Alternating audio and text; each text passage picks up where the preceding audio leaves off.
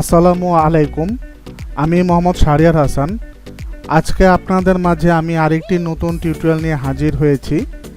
আজকে আমরা দেখব এরকম একটি এস লেটার দিয়ে কিভাবে সুন্দর এরকম একটি লোগো তৈরি করা যায়, যাতে করে আপনারা আপনাদের কোম্পানির বিজনেসের জন্য তৈরি করতে পারেন।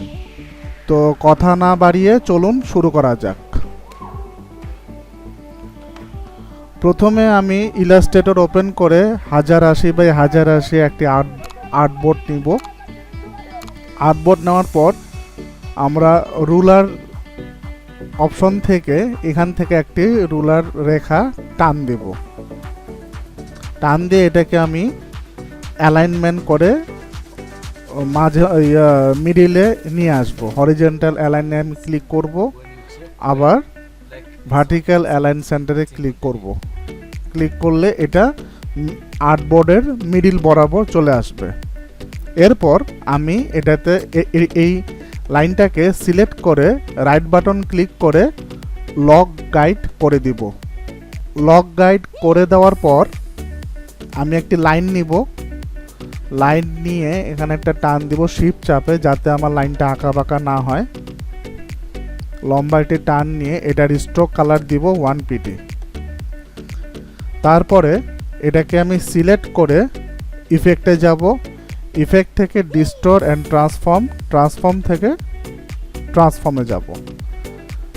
গিয়ে এখানে প্রিভিউটা অন করে দিয়ে এখানে আমি কপি দিব 10, আর মুভ হরিজন্টালে এখানে দিব আমি 30 px। দিলে দেখুন এরকম আমার অনেকগুলো লাইন হরিজন্টাল লাইন ক্রিয়েট হয়ে যাবে।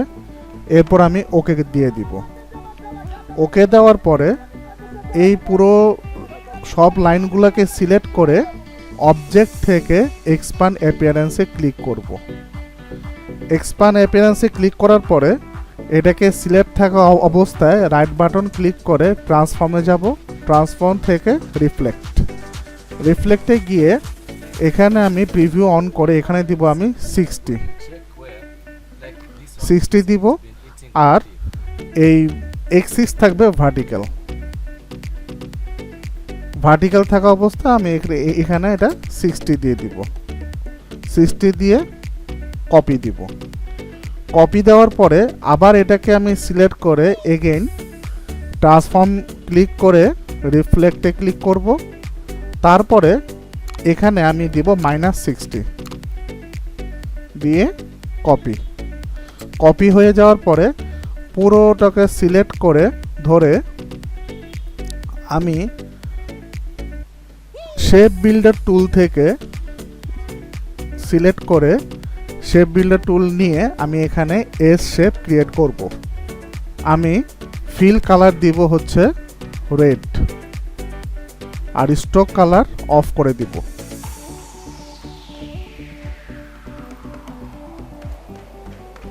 অফ করে দেওয়ার পরে আমি এইখান থেকে আমি সিলেক্ট করতে থাকব শেপ বিল্ডার টুল দিয়ে এইভাবে।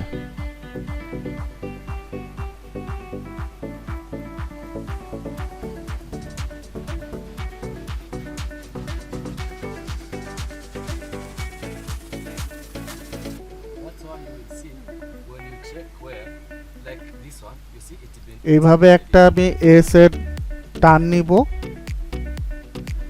তারপর এইখান থেকে আবার আমি স্টার্ট করব এইভাবে।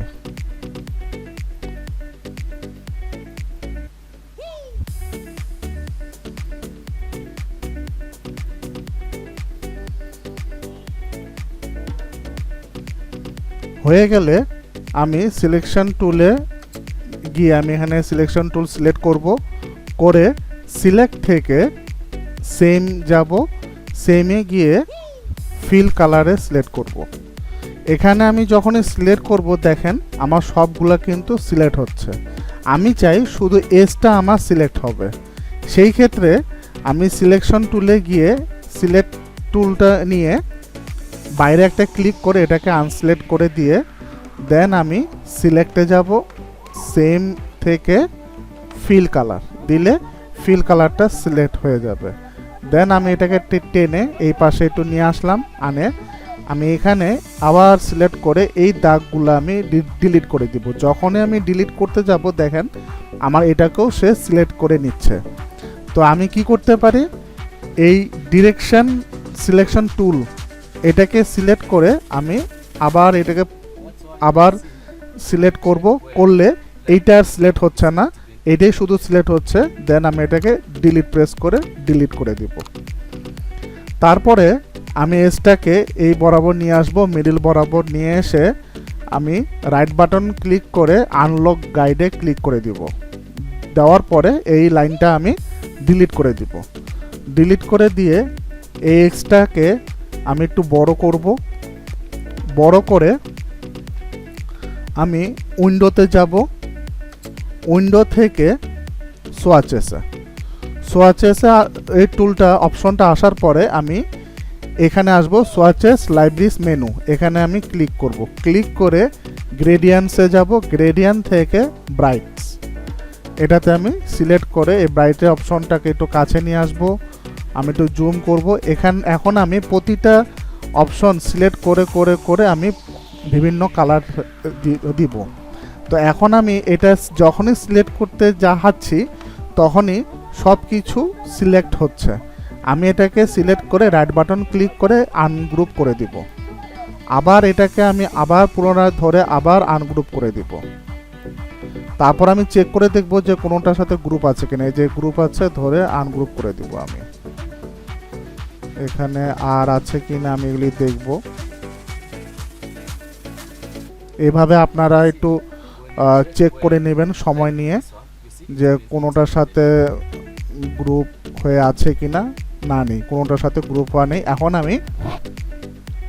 এখন আমি এটাকে সিলেক্ট করে এই কালার দিব, এইটা দিব, এইটা দিব, এটা দিব। আমি পর্যায়ক্রমে প্রতিটা কালার আমি দিয়ে যাব।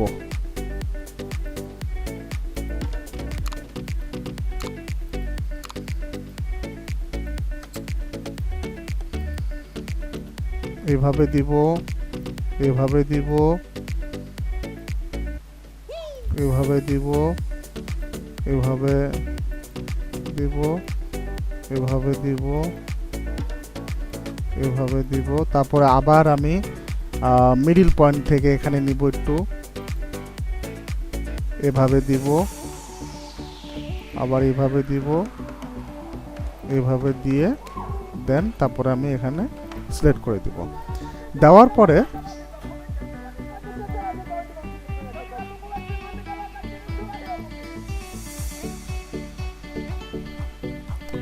পরে আমি এই লাল অপশনটিকে আমি লক করে দিব। ম্যাজিক উইন টুল নিব, নিয়ে এখানে ক্লিক করলে পুরো লাল অপশনগুলা সিলেক্ট হয়ে গেল। হয়ে যাওয়ার পরে আমি এটাকে Ctrl+2 প্রেস করে লক করে দিব। লক করে দেওয়ার পরে আমি এটাকে এই বরাবর নিয়ে আসব, একটা লাইন রুলার থেকে নিয়ে আসে আমি এখানে একটা মাপ দিয়ে রাখবো। রাখার পরে আমি এটাকে Ctrl+Alt+2 দিয়ে আনলক করে এটাকে আমি ডিলিট করে দিব। ডিলিট করার আগে আমি এখানেও আরেকটি লাইন নেব। লাইন নেওয়ার পর এটাকে আমি ডিলিট করে দিব।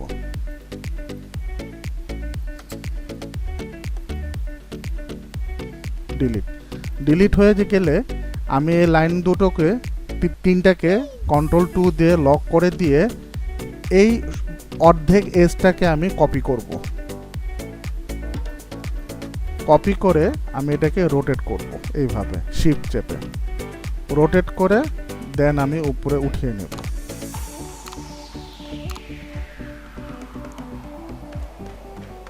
এইভাবে উঠিয়ে নেওয়ার পরে দেখেন সুন্দর একটি লোগো তৈরি হয়ে গেছে। আমি এখন অল্টার কন্ট্রোল চেপে 2 প্রেস করলে আনলক হয়ে যাবে। এটাকে ডিলিট করে দিব। দিয়ে এই এজটাকে একটু বড় করব। বড় করে এখানে আমি একটা লিখব, আপনাদের কোম্পানির ট্যাগলাইন লিখে দিবেন। আমি এখানে একটা ট্যাগলাইন দিয়ে দিচ্ছি। One stop solution. আপনারা আপনাদের কোম্পানির ট্যাগলাইন দিয়ে দিবেন, তাহলে আরো বেশি সুন্দর হবে। এটাকে আমি অন্য ফন্ট দিব, মনোস্ট্রাট দিয়ে দিব। মনোস্ট্রাট না দিয়ে অন্য একটা ফন্ট দিয়ে দিই।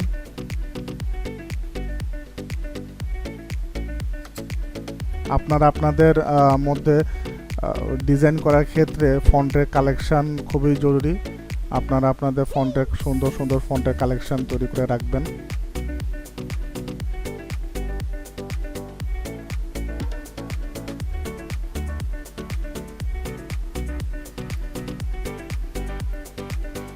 আমি লেখাগুলোকে ছোট হাতের না দিয়ে বোল্ড ক্যাপিটালে দিয়ে দিই, বড় হাতের দিয়ে দিচ্ছি।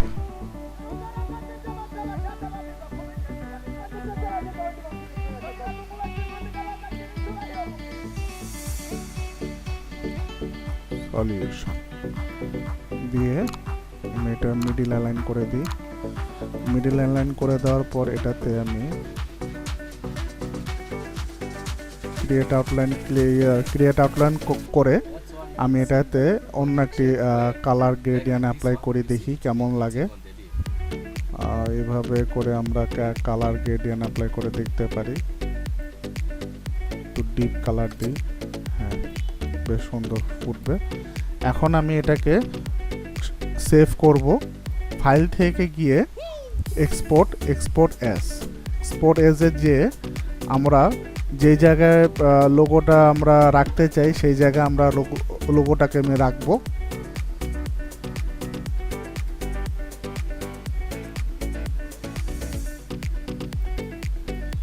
আমরা রিনেম করে দিব। রিনেম করে দিয়ে এক্সপোর্টে ক্লিক করব, করে 8GB তে দিয়ে ওকে দিয়ে দিব।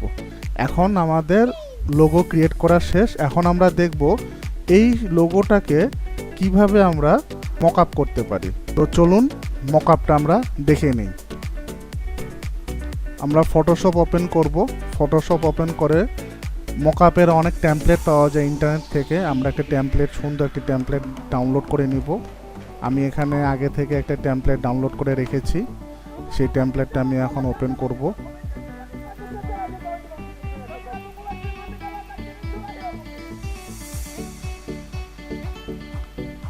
এই টেমপ্লেটটা ওপেন করলে এখানে আমরা লেয়ারসে যাব। লেয়ারসে গিয়ে দেখেন ইওর লোগো, মানে এইখানে এই লেয়ারটাতে ডাবল ক্লিক করলে আলাদা একটা উইন্ডো খুলবে, ওপেন হবে। সেখানে আমরা আমাদের লোগোটা পেস্ট করতে পারি। ডাবল ক্লিক করে অন্য একটা ট্যাব ওপেন হলো। ফাইল থেকে প্লেস এমবেডে ক্লিক করব, করে আমাদের যে লোগোটি আমরা যেখানে সেভ করেছি সেখান থেকে ওই লোগোটা আমরা সিলেক্ট করে দেব। আর লোগোটা আমরা অবশ্যই পিএনজি করব। জেপিজি করলে লোগোটা সুন্দর হবে না, ও মকআপটা সুন্দর হবে না। আমরা পিএনজি করে নিব অবশ্যই। এভাবে আমরা বড় করে নেওয়ার পরে দেন আমরা প্রিভিউ লোগোর এই লেয়ারটা অফ করে দিব। অফ করে দিয়ে কন্ট্রোল সেভ প্রেস করব। করার পরে আগের ট্যাবে আসব, দেখেন সুন্দরভাবে মকআপ তৈরি হয়ে গেল। এইভাবে আপনারা আপনাদের কোম্পানির জন্য লোগো তৈরি করে সুন্দর মকআপ ক্রিয়েট করতে পারবেন। তাহলে আজকে এই পর্যন্তই। আগামীতে নতুন টিউটোরিয়াল দেখার আমন্ত্রণ জানিয়ে শেষ করছি। আল্লাহ হাফেজ, আসসালামু আলাইকুম।